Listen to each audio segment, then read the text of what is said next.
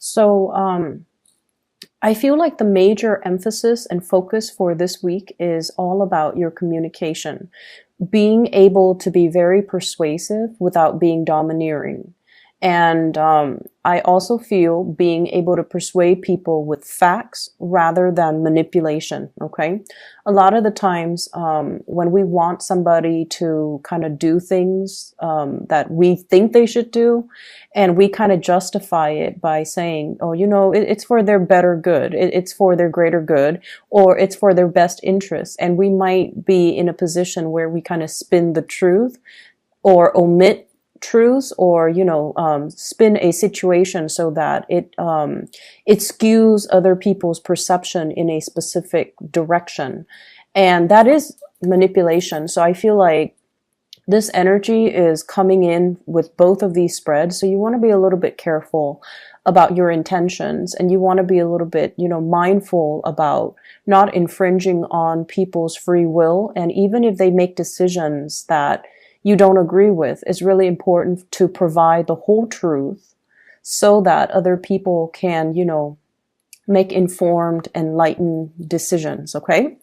When it comes to your romantic sector, I feel like you're dealing with a partner who you consider to be kind of like the pillar of stability. Okay. You have a really, really stable romantic partner in your life that you're either coupled up with, or somebody that you are thinking about heavily, or you're really in love with.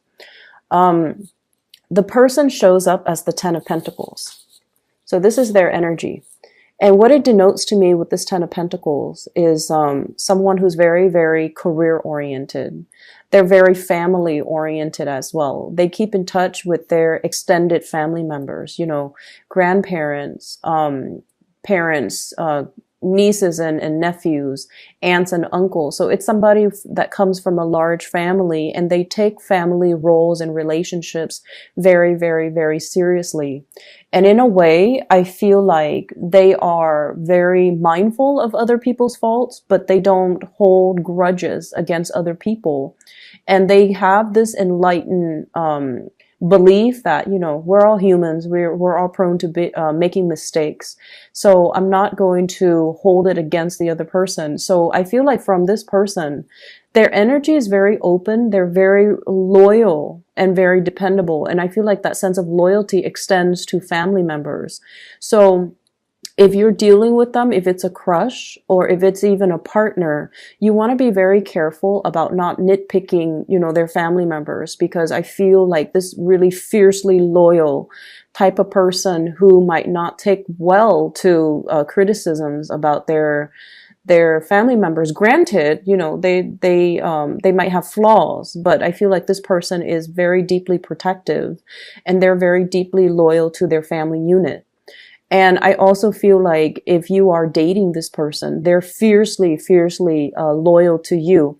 I don't sense possessiveness. I don't sense control issues, but I do feel like this is a person that doesn't take relationships lightly, and they might not have dated around a lot. So I feel like somebody who's a late bloomer, somebody who, really believes in the institution of marriage, and they're a little bit more old school, a little bit more traditional, and I feel like they do want to embody the traditional gender roles or the traditional family value, where one person's the breadwinner, the other person takes care of the kids.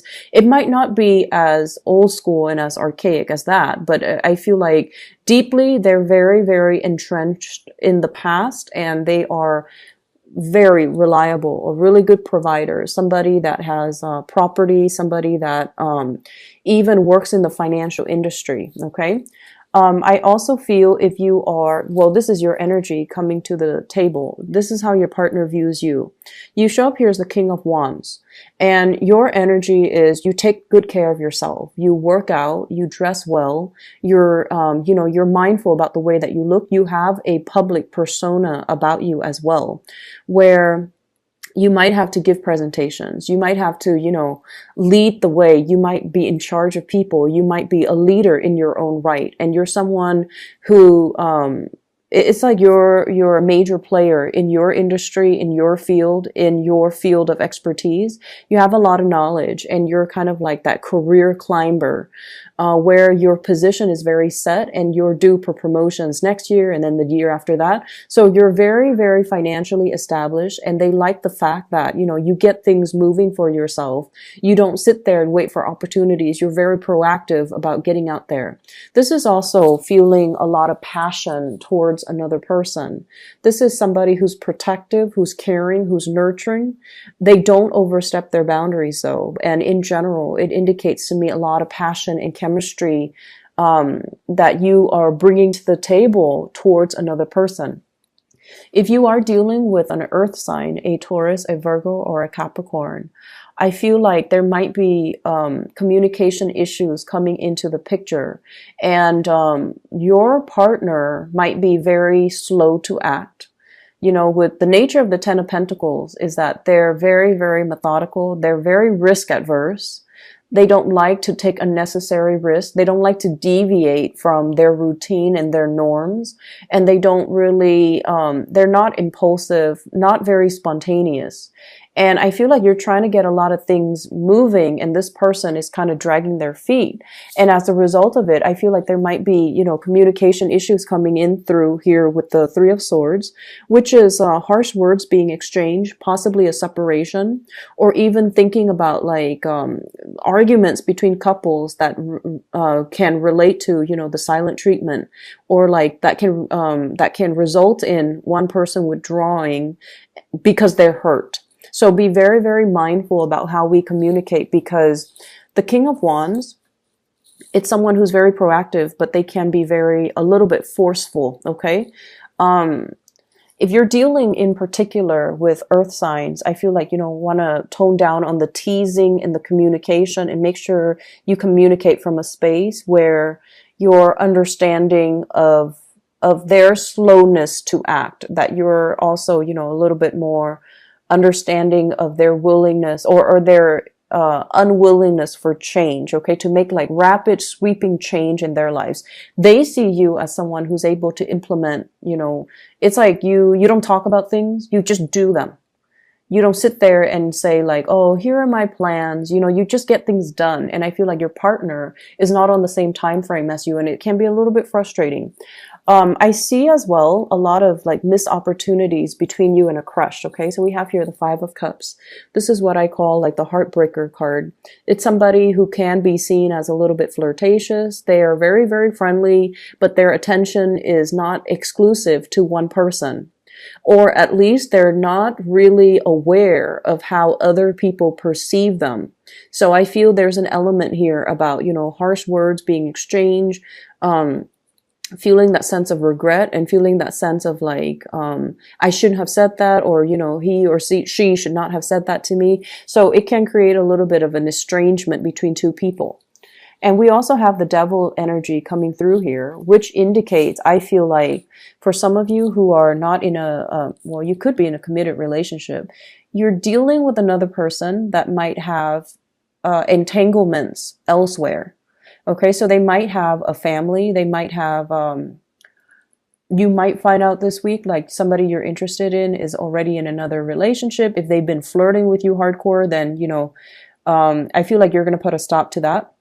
I don't see third party meddling, but I do feel like there's a presence of third parties, and it's indicated with the Ten of Pentacles, which is a family card, as well as the Devil, which indicates really strong attraction to another person, but it's not really seeing the light of day here with the Three of Swords, mainly because somebody is engaged, married, in another relationship, or, you know, coupled up with somebody else, or they have other arrangements that's disallowing you to come to them, or disallowing them to come forward to you, and for the two of you to come together and date.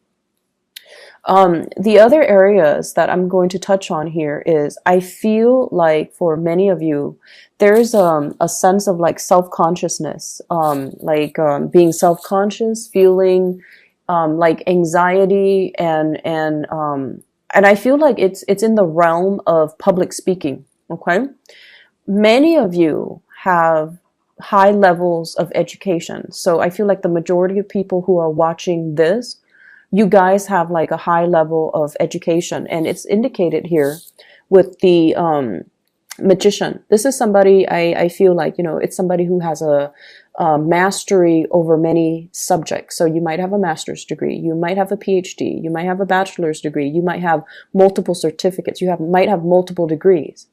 And I feel almost like you're trying to find ways in which to make use of all your skills, okay? And you're trying to, as well, I feel, reach out to a larger demographic. You're trying to reach out to a larger group of people. And what I'm sensing is, with this world card, I feel like there's a lot of hesitation, even though you are a major player in your field. I feel like there's hesitation and reservation from your end about public speaking, about speaking out, about being center stage, about, you know, having all eyes on you. It can make you feel a little bit uncomfortable. And I mentioned before with Virgo people, you're very good at working behind the scenes and letting somebody else shine under that spotlight. You're not an attention hog, you know. But I also feel like you're thrust into some type of a new work situation where your ability to speak, your ability to be very eloquent with your speech, to be very concise with your communication, and to be very articulate. Somewhat like, if it's interpersonal relationship, you do just fine.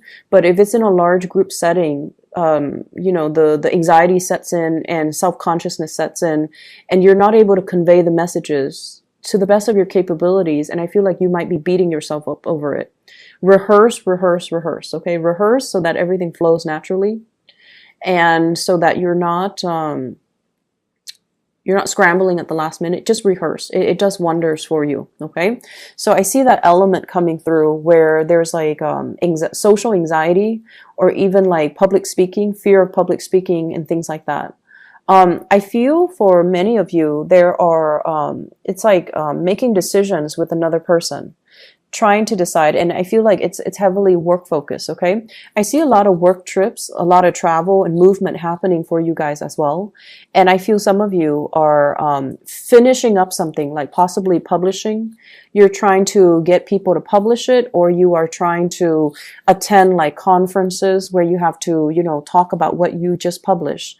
And then I also feel people finishing up something, possibly finishing up with school. And then traveling to, you know, for job interviews, traveling to try to find financiers or funding for some type of project. It's going to be a very busy week, but I see this big element about you rubbing elbows with people that are also major players in their field, and they're going to be able to give you a lot of assistance, a lot of technical expertise, and it's going to really help you overcome a lot of these issues, okay?